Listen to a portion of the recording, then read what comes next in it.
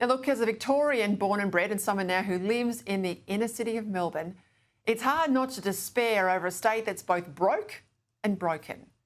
Every night at the moment, I seem to sit here and bring you yet another horror crime story, followed up with some commentary from the Premier that she says Melbourne's safe, when no one believes a word she says anymore, given what's happening in their homes and in their suburbs. Victoria used to be the industrial heartland of Australia, with big businesses headquartered here in Melbourne and coal-fired power out of the Latrobe Valley helping to make the state an economic locomotive, pulling Australia forward. We had restaurants to rival international cities and tree-lined streets that had retained much of the agricultural past, making Melbourne usually in the top 1, 2 or 3 of the world's most livable cities. Well, now enterprise is fleeing Victoria. The only booming business is the bureaucracy, but most of the bureaucrats now work from home, so the Melbourne CBD is dying.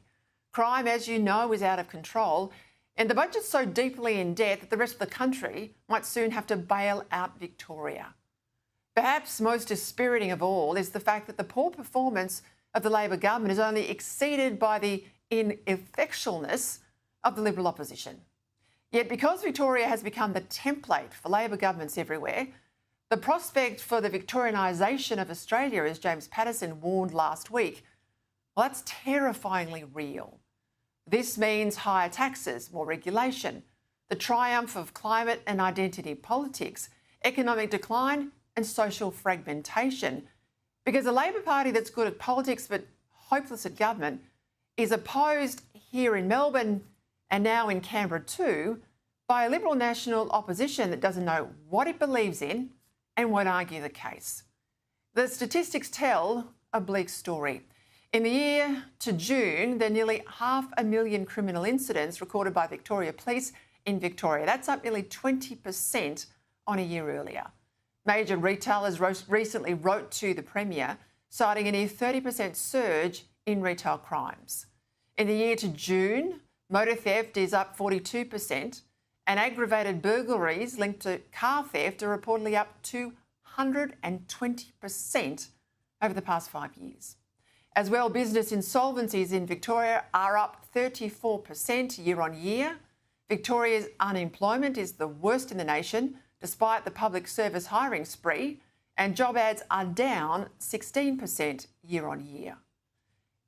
$150 billion in debt.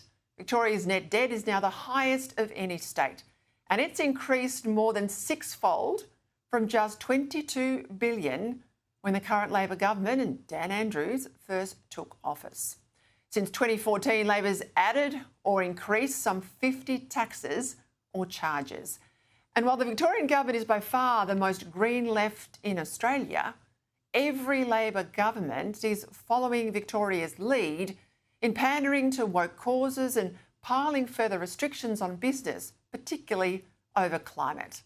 In Victoria, gas extraction is actually now banned in the state's constitution, and its emissions reduction target is the highest in the country. It's an utterly unachievable 80% by 2035. And just wait until the new Aboriginal treaty is rammed through the Parliament and all the reparation billions start to flow, even though the federal voice was rejected almost 55% by Victorians. What's happened here is that the decline of Victoria has been expedited by an opposition that's either been Labor light or totally ineffective in mounting a successful campaign.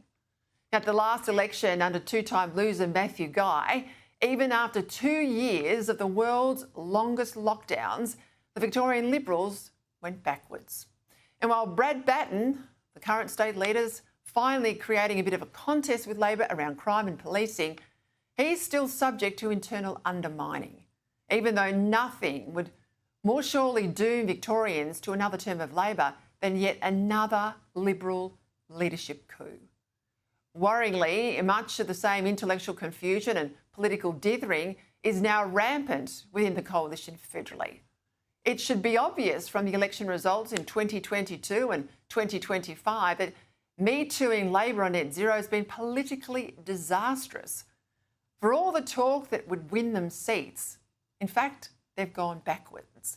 It hasn't won them seats on the left, and now with even Conservative voters turning away from the coalition, the real fear is it'll get worse. So if you think federally for the Liberals that this is rock bottom, think again. Unless they start listening to their supporters, they will continue to fall.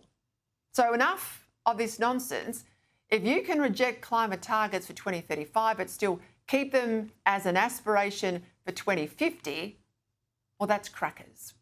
Next week is make or break for the coalition, and Susan Lee needs to understand as much as her job's on the line, so too is the future of the Liberal Party.